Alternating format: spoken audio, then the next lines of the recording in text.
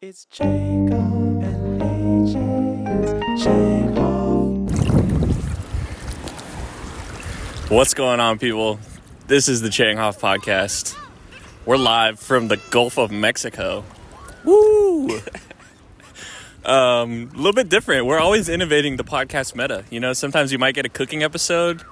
You might get an episode on the beach. On the beach in the water. So we'll try not to get too salty. Yeah, this is just what we do on the Gulf Coast. We are innovators. We're truly on the Gulf Coast. Look at these birds. What's up, birds? Let's see if we can catch a bird. Let's interview a bird. Do you think they want to be on the podcast? Anyway, welcome to the podcast, everyone. Welcome to the Chang Hoff Show. Welcome to the Chang Hoff Pod. Thank you for being here. Everything that we do and everything that we make from this show comes directly from your support, and we couldn't do it without you. Without further ado, I think today is a Q&A episode. I think that's what I'm feeling. Yeah, let's do it. Okay, so I'll do. You want the first question, or you want me to? Yeah, ask me a question. Okay, question. Jacob Chang. How do you feel about birds? I think birds are cool. There's definitely the first thing I think of birds now, which is interesting, is always that birds aren't real movement. Mm-hmm. And on one hand, like, I understand that it's a meme and it's really funny. On another hand, they have some interesting takes. But I've seen birds, and birds are definitely real. What I think is the most interesting of the birds are not real movement is the fact that there's a decent amount of people who believe that it is true. That was not the question. That's what I think about birds. All right, your turn.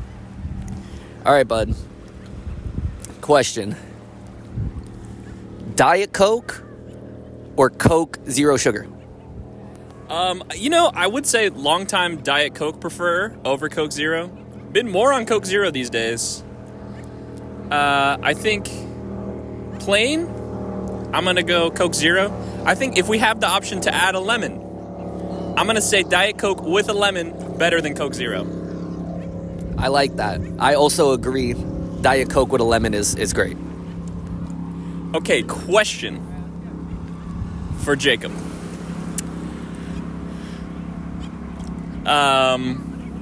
What is your biggest prediction for the summer of 2024? What do you think is coming this summer that no one can see coming? What do I think that is going to come this summer that no one is predicting? Well, while I think on that, a predictable thing is that we're going to hit episode 21 of the podcast. And when we do, that puts us into the top 1% of podcasts in the world. It comes from an article that I read on Medium saying that most podcasts do not make it to the third episode. I think it was like 80% of podcasts do not make it to the third episode. And only 1% of podcasts ever make it to episode 21. So I'm looking forward to that. The question was, what is unpredictable that is going to happen this summer? I think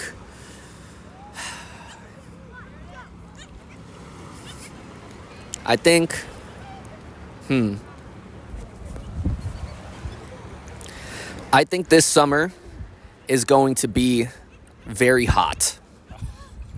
Hotter than ever? Hotter than ever. I think it's going to be the hottest ever summer. I don't really stay up to date with news, so I don't have any predictions of what is gonna actually happen. I think that we are going to continue to innovate on the podcast and the metas and the episodes that we do, and I think this summer is really where Chang Hoff and our projects are going to thrive. Hell yeah. I guess you ask a question now. Wait, I had something I was thinking about saying. Oh yeah, let me just respond to your comment on... so you said that only 1% of podcasts make it to the 20th episode. 21st episode. So yeah, we're almost there. Mm-hmm. This will be 17? Okay. Dang. One fun thought too I just want to share related to that is I really enjoy the visualization of like 1 year of doing this every week, episode 52, and then I think it'd be so fun to throw a party and invite all the guests we've had. I think that's a great idea. I really enjoy thinking about that. I think that'd be so fun. I agree. I think that'll be really fun for episode 21, you think? For episode 52. Oh, for episode 52, 1 year. Yeah. Yes. Or maybe 50. But If we have like 20 guests, that's a rockin' party. we already have like 10 guests, right? Yeah, we're already up there, and I think we're close to double digits. Your turn to ask me a question. Okay.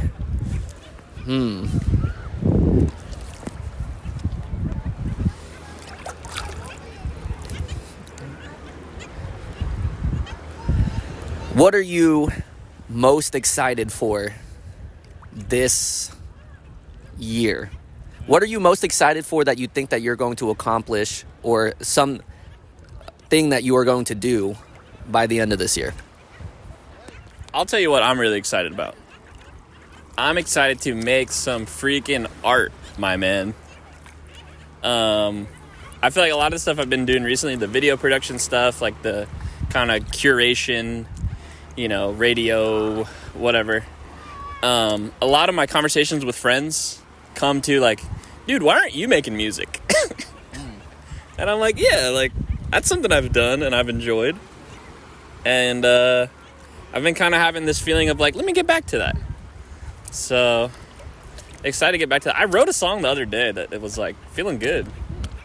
So yeah, excited to get back to that, but also doing it in like a very low pressure, low stakes environment where there's like not really a whole lot of downside to quote unquote failure, where I can kind of just make stuff and put it out without the pressure of like trying to make a career out of it, or like needing to sell a certain amount, or like needing to, I don't know.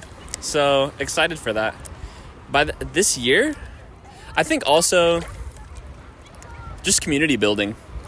Like just being able to make friends and connect with people over something, and then be able to be like, oh, you would really love this person, or like, oh, you should really talk to so-and-so. And then they meet and they're like, oh my, and I think just building those connections and just like deepening the web of friends I have all over, but then specifically our community in Tampa. I'm excited to keep like building that out. And I love it. I think you're already doing that, and it's great to see. So I'm glad that you have higher aspirations for the things that you are already doing. We love to see it. Hell yeah. We're just getting started, baby. We're just getting started. Woo-hoo. Okay, so I ask you a question now? Yeah. Is that how this works? I'm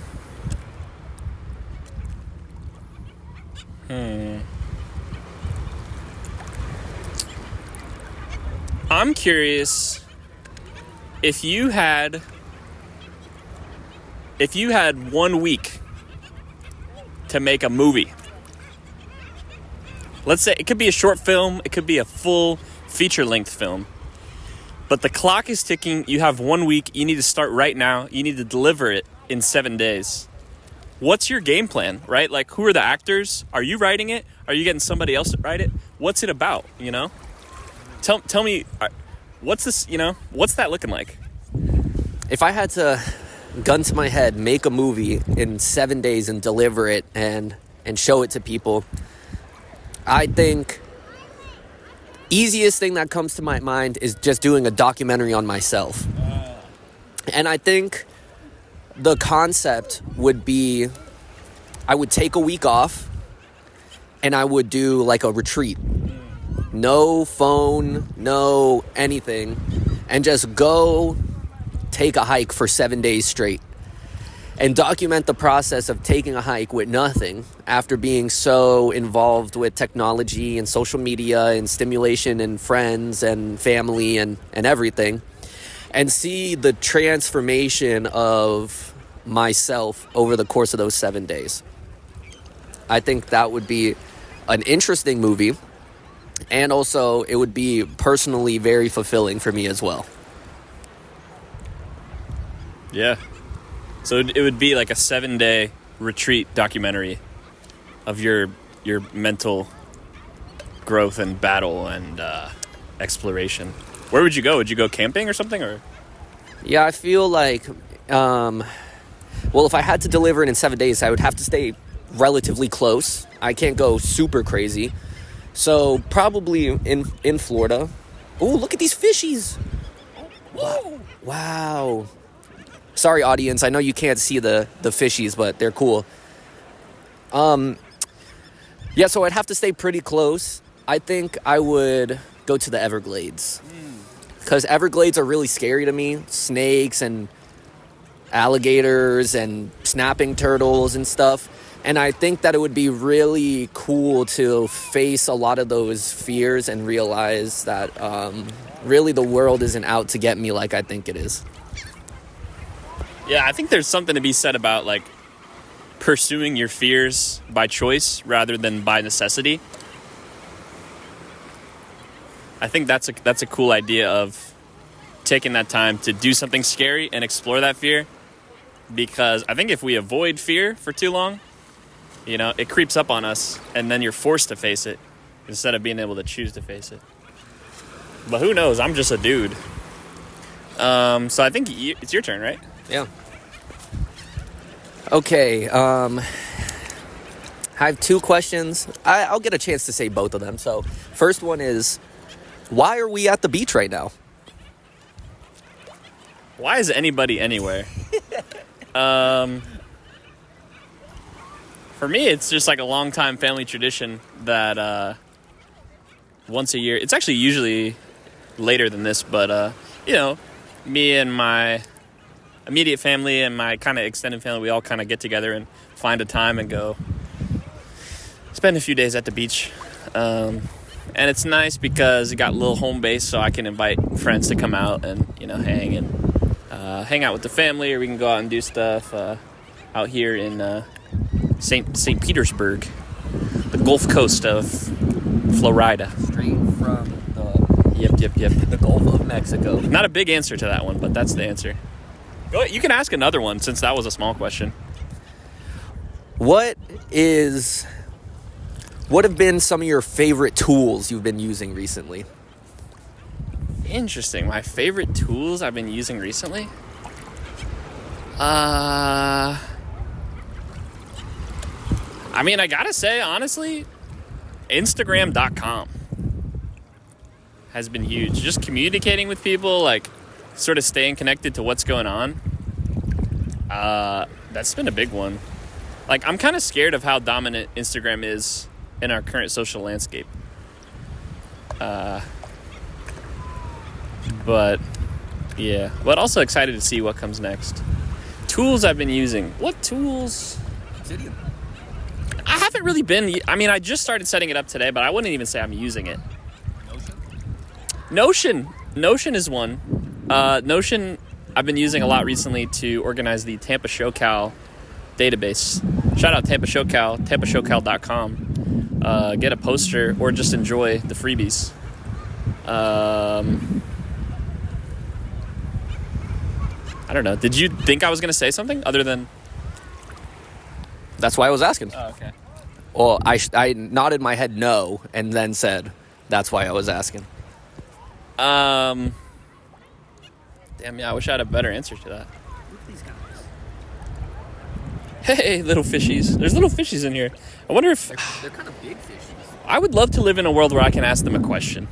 What technology do we need? What tool do we need for that? That's the tool I want to use. Do you think they would be able to respond? Say that again? Do you think they'd be able to respond? Probably in very simple terms. But maybe they could respond with like a raw, simple answer that could be interpreted into a more human response. But, okay, so my question for you is... It's loading. I'm thinking about it. I'm thinking and thinking.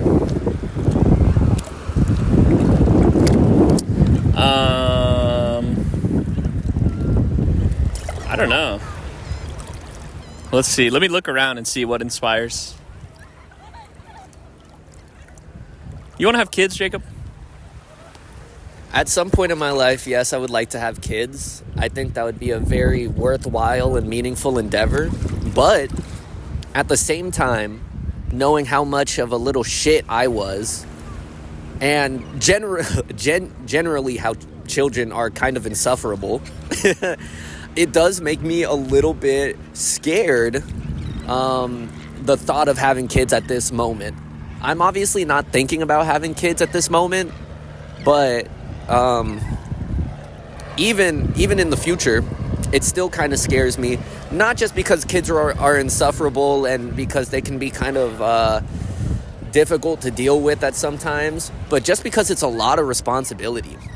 And I don't know what it's like being a parent, and I never will until I am a parent. But just talking to like my parents and other parents, people who have kids, I know that, or generally, and you hope so, the love that you have for your child is something that like transcends any words that you can say, any feelings that you can express, and it goes way deeper. And I can see how I would be extremely worried about my children all the time, which is encouraging, but also scary. So long answer, yes, I do want to have kids. Okay, permission for follow-up. Yeah. Yep. Okay. Are there any, like, rules or, let's say, like, parenting strategies you feel like you would put in place that might not be standard? Do you have any kind of unorthodox ideas for how you would raise your children? Interesting. Well, the only thing that I can touch on in terms of parenting strategies is what I've experienced in my life as a child being raised by parents. And I think no matter what parenting strategy you take, it is always a double-edged sword.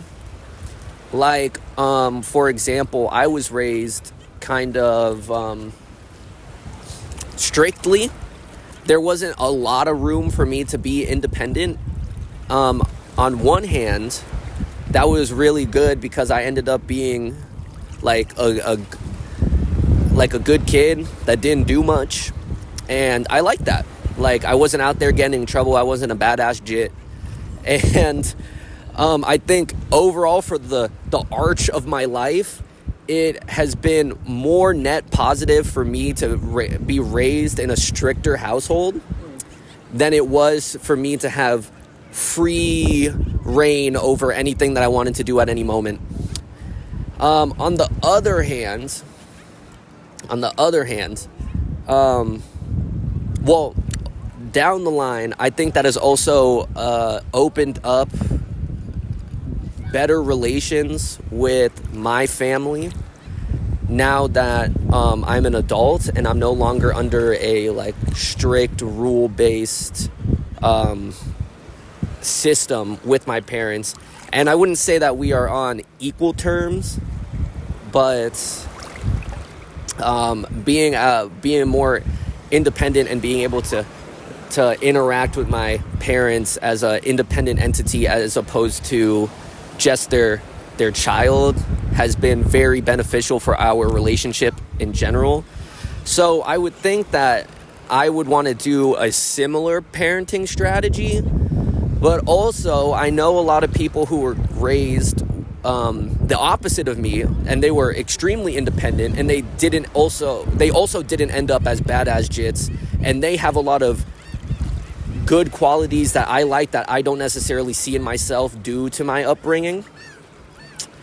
So, long answer, double-edged sword, how I would want to raise my kids, some mix of the two. What that balance is, I'm not sure yet. Nice. All right, ask me something. What is your opinion on love? My opinion on love? It's funny because I have one. Which is that some things, I'm talking nouns, I'm talking person, place, thing, emotion, feeling. Some things are scarce. Time. There's only 24 hours in a day, right? Like money. There's only so much money going around. L1, L2, dollar bills, gold. Some things are not. some things play by different rules. I think love is something that does not need to be treated like it's finite. I think you can act with love in everything you do, and you don't run out of it. I think, if anything, like, the practice of being full of it and it spilling out into your interactions and spreading it to others, if anything, that just like energizes you and gives you more of it. So I think love is something that is more abundant than we realize. Yeah. Any follow-up to that?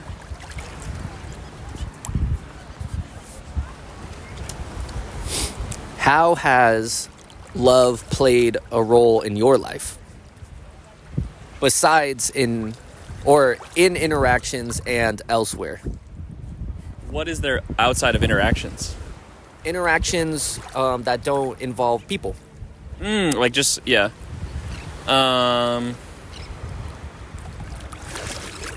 Yeah, I mean, I think I've definitely been loved.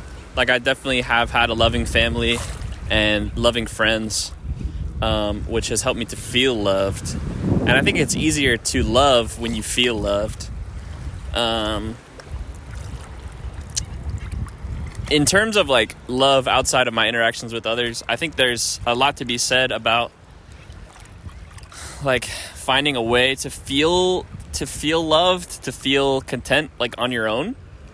Not in the sense of, like, isolating yourself from others, but being able to approach your relationships and your interactions from a place of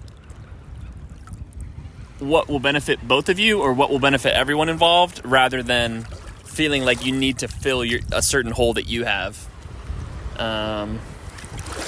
Yeah. I think there's a refrain on this last Smino album, Love for Rent, and there's this part where it just repeats, I feel loved when no one's around. I feel loved when no one's around. I feel loved when no one's around. I'll be loved when no one's around. And I think about that. Like, that's such a powerful place to be in, where you can be, like, chilling by yourself in your room or on your couch or on a walk and, like, feel that fullness. And then be able to come to other people with that feeling of fullness, instead of coming at someone with this feeling of, like, needing something or wanting something and they feel like they have to. But yeah, I think it's a balance, right? It's a balance, right? Because we need others. Like, we're social creatures. Like, you can't do it on your own, for sure. But there's definitely value in building up your ability to do what you can on your own to some extent, so that you can come at others from a place of just standing on your own 2 feet, instead of falling towards them. I like that. Standing on your own 2 feet instead of falling towards them. I'll let that one sit for a moment. Yeah.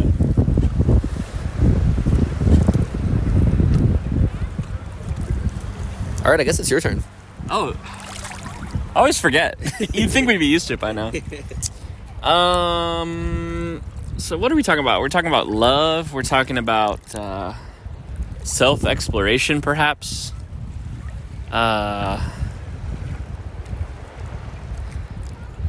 Maybe, like, here's a question I have for you.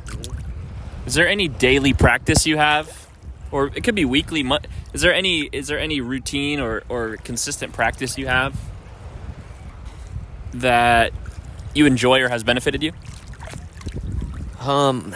This is actually interesting because this is a new thing. I have 2 answers to this, but both are new routines and practices that I've implemented into my life for different reasons.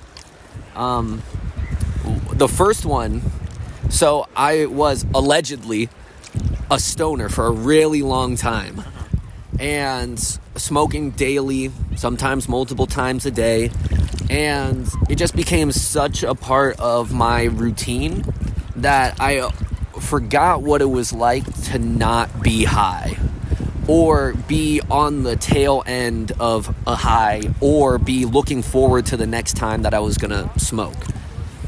And so I used to smoke, my like main ritual, if I only smoked one time a day, was to smoke right before I went to bed.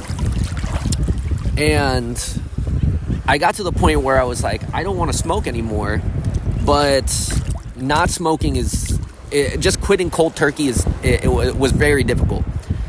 So what I did was replace smoking with a different habit, and what I replaced it with is flossing. Interesting. So flossing, I have never done on a consistent basis ever in my entire life. So I wanted to replace that unhealthy habit with something that was healthier, and so I replaced it with flossing. And not only has that benefited my teeth, but also it has like gone farther than that, because like the whole ritual of brushing my teeth now is like more. It's like I floss and then I brush and then I do mouthwash, which is also something that I didn't do. And also, this is kind of gross, but sometimes I would just get to the end of the day and I would be like, I'm so tired, I'm just gonna shower tomorrow. And ever since I started this flossing ritual, it's like this whole nighttime routine is like shower, floss, brush teeth, mouthwash.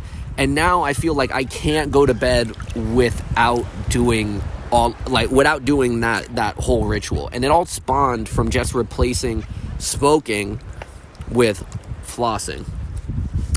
The second answer that I have for that is reading. For all the audio listeners, AJ just started hitting the Fortnite emote, the floss. Actually, it goes farther than just the Fortnite emote. It was actually Backpack Kid who originated the floss. Shout out to Backpack Kid. He also ended up making music, which was, I don't know about, but I'm sure it was back on topic. Not that great. But anyway, that was for the audio listeners. Back on topic.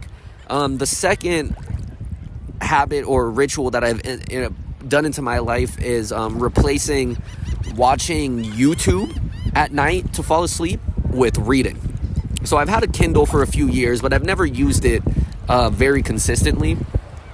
But replacing that habit of watching YouTube, which I know was affecting my sleep in a negative way, and replacing it with reading has been very nice for me. Not only do I find it way easier to fall asleep quicker, which ends up making me sleep more, which is always a good thing. But also I've refound my love of reading, because when I was a child I used to read a lot because I didn't have a phone, social media wasn't really a thing yet. I had like gaming consoles, but I wasn't really that big of a gamer. So reading was like my go-to when I was a kid. And rediscovering that now as an adult has been very fun for me, because I used to try to force myself to read very dense non-fiction books.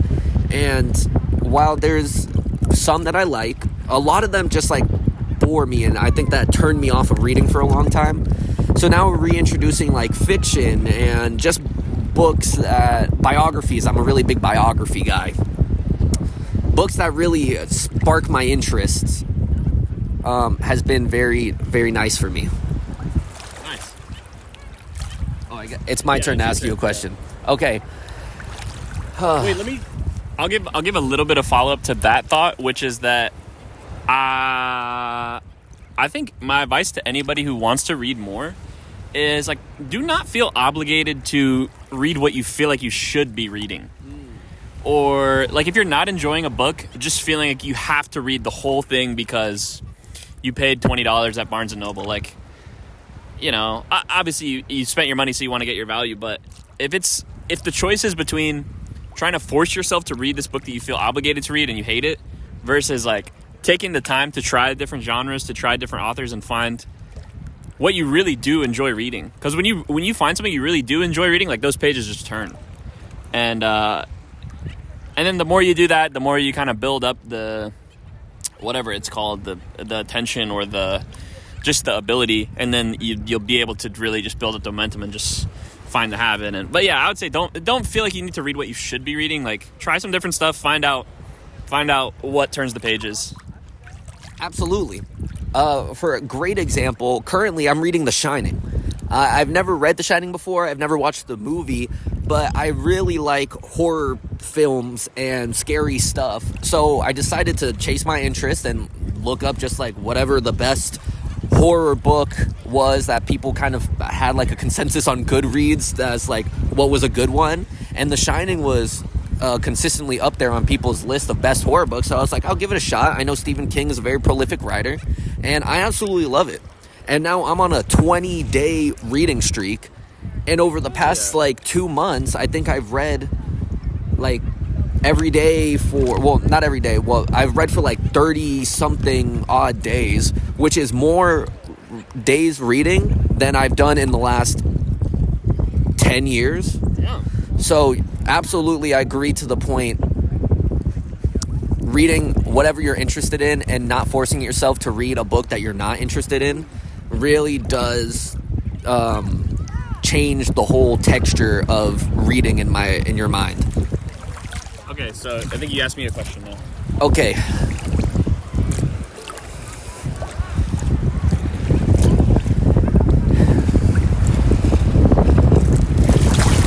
Damn! For the audio listeners, I know you probably heard that, but I just got pummeled by a wave. Okay. I know, obviously, we're friends. I'd even go to say that we're best friends. Something like that. We know a lot about each other. I know a lot about each other. Or, I know a lot about you.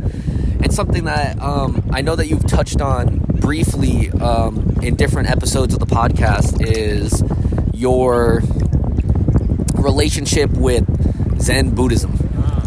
But I would like for you to kind of expand and kind of tell the history of your relationship with Zen Buddhism and the part that it plays in your life.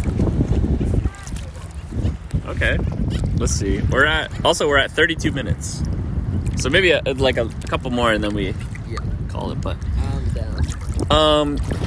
AJ's relationship with Zen Buddhism, where does it start?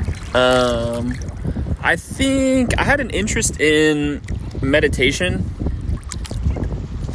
that started probably let's say 2014, 2015. Downloaded Headspace, and I'm doing the daily 10 minutes, where it's a British guy talking about allow the cars to pass on the highway instead of being bothered that they're honking their horns.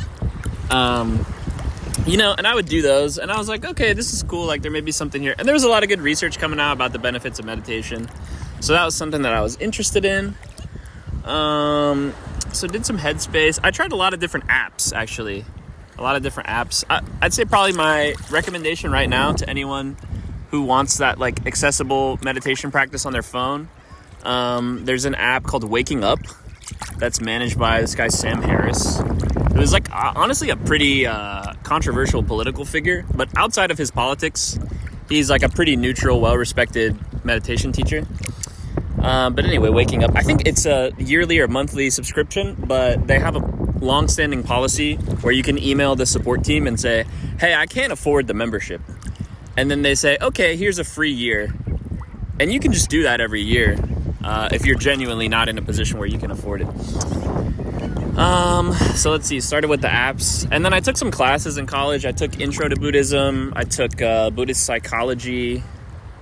I took a course called MBSR, which is Mindfulness-Based Stress Reduction, which was created by somebody named John Kabat-Zinn, which takes some principles from Vipassana meditation and kind of just tries to adapt it to to a Western audience, and then also just kind of on a scale where you can work it into your regular working life, instead of having to take a week off and go on a retreat. Oh, there's a little fish. My foot just touched a fish. So I took that MBSR course. I think it was 3 hours once a week.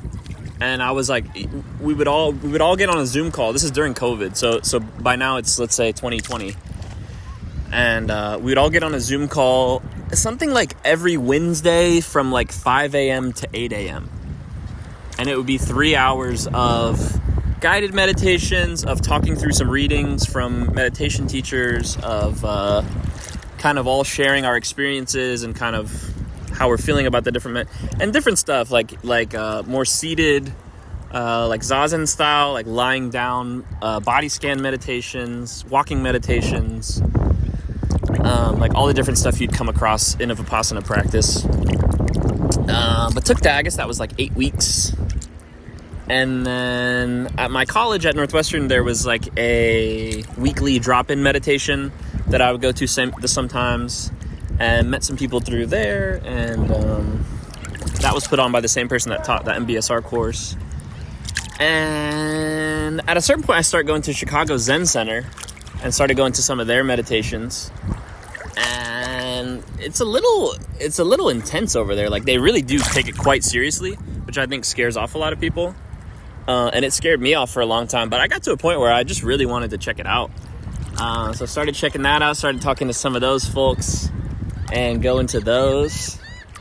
And, just reading different stuff, reading Philip Kapleau and reading... I've always been into Thich Nhat Hanh. So reading a lot of Thich Nhat Hanh, reading a lot of just whatever's out there. What else? Ask me another question to kind of guide where I keep going with this. I'm glad you said that, because I had a question ready to go. If someone was interested in taking a step towards learning about some Buddhism, what would be a good book? An easy introductory book that someone could pick up and just learn a little bit. I'm going to give an answer, but then I'm going to give an answer that is not really of that question, but I'll give two answers. One answer is, if I do have to pick a book, it's this book called Being Peace that's by Thich Nhat Hanh. And this tattoo I have on my arm, which you can't see because we're kind of far, but it's kind of an interpretation of the cover art of that book. Or sorry, not the cover art, but like the inner. So that's a good place to start. But even more so than any book recommendation, I would say find a community. And the size is not important, and the prestige is not important, but just a group of people that you can consistently talk to about it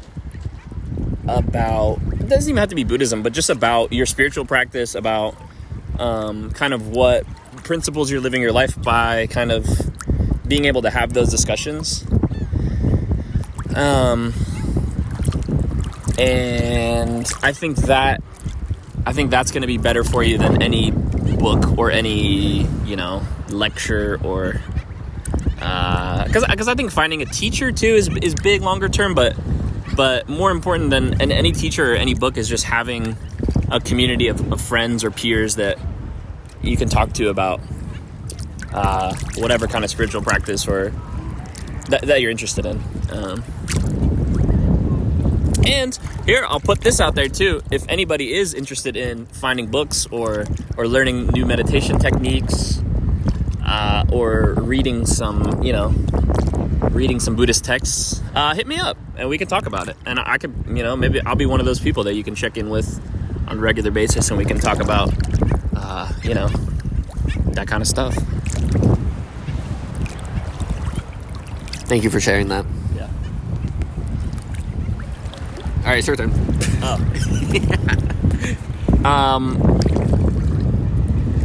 Okay, this might be the last question because we're almost at 40 minutes. Yeah. So the last question can be, you can even cut it if you want. I'll do a fun one. I'll do a... No, yeah, we can call it.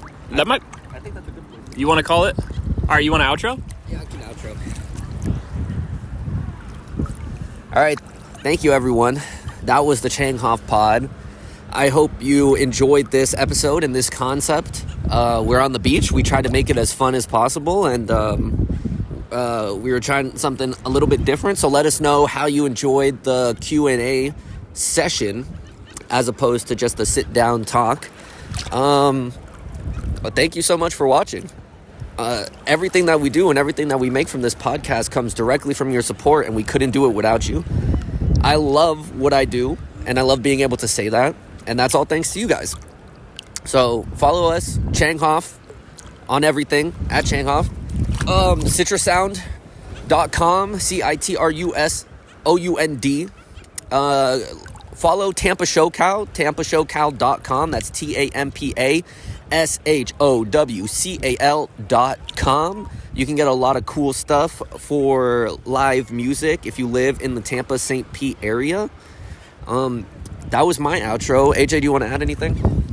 I forgot what I was going to say now. Give me a second. Well, first I want to ask, what do you want to do for the bonus? Ooh, good question. I don't know. For the bonus episode, we will go parasailing. We're bringing the mics. We're bringing the camera. We're soaring through the sky. Not actually, but we'll think of something to do. We could keep rolling a little bit. Yeah, I might end this clip. Start a new clip.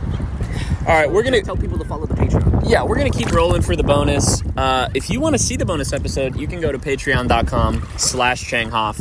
That's patreon.com/Changhoff. There's bonus content for almost every episode. We got hours and hours of exclusive, unfiltered, high octane, V-powered Nitro Plus content over there on patreon.com/Changhoff. So check that out if you're interested. If you're not interested in that, just keep watching the main stuff. We'll be here rolling and rocking and talking to a microphone. So we're going to keep rolling for the bonus. Come join us. And if you ain't got money like that, we'll see you on the next one. Woo! Peace.